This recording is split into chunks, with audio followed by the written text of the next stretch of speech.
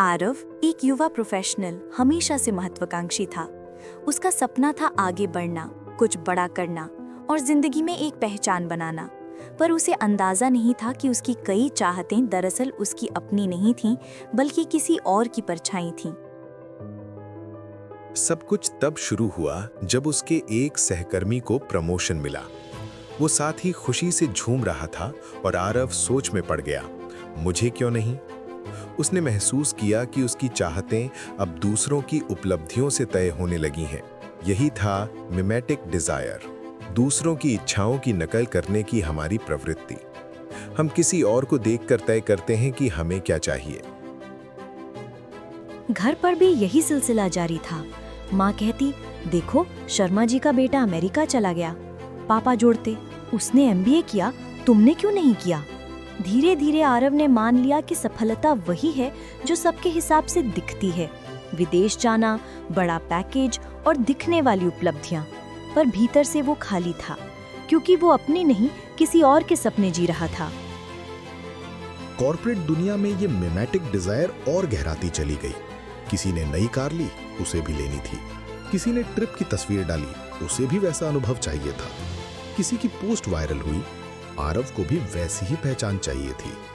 हर बार वो सोचता, मुझे भी चाहिए, पर कभी नहीं पूछता क्यों चाहिए। एक शाम काम के बाद आरव पार्क में बैठा था। शाम की हवा में एक अजीब सी शांति थी।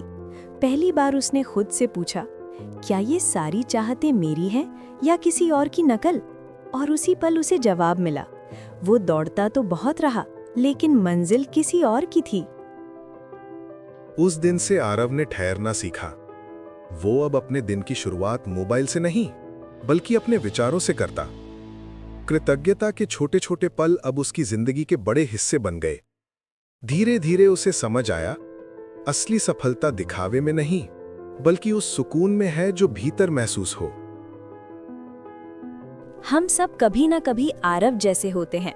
दूसरों की जिंदगी देखकर अपनी दिशा तय करते हैं। पर असली विकास तब होता है जब हम ये समझते हैं कि तुलना से नहीं, आत्मचिंतन से स्पष्टता आती है।